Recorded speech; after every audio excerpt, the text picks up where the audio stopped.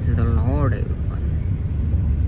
నశించిపోతున్న దాన్ని వెనక్కి రక్షించడానికి మనుష్య కుమారుడు ఈ లోకానికి వచ్చాడు.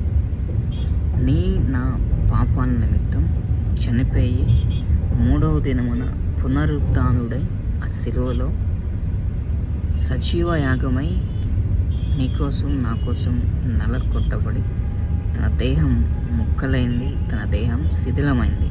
అయినా కానీ ఒక్క మాట కూడా మాట్లాడకుండా ఆయన నీ శిక్ష నా శిక్ష ఆయన భరించి ఆ కల్వరి శిలువలో యాగమయ్యి 3వ రోజున పునరుత్థానుడిగా తిరిగి లేచాడు, మరణపు ముళ్ళును విరిచి.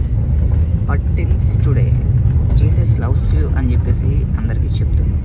యేసుప్రభువు వారి లోకానికి వచ్చారు కదా, తండ్రి చిత్తాన్ని నెరవేర్చి నశించిపోయిన ఆత్మలో లెక్కలేని ఆత్మని రక్షించారు కదా. మరి నీ జీవితంలో జీసస్ లవ్స్ యూ అని చెప్పి సజీవుడనేసే దగ్గరికి, ప్రేమ కలిగినేసే దగ్గరికి, కృప కలిగినేసే దగ్గరికి నువ్వు ఎంతమందిని తీసుకొచ్చావు. యేసుప్రభువు వారు వచ్చారు, తండ్రి ఇదిగో నా చేతికి నీ ఆత్మను అప్పగిస్తున్నా అని చెప్పి అన్నారు. చాలా ఆత్మని అప్పగించారు.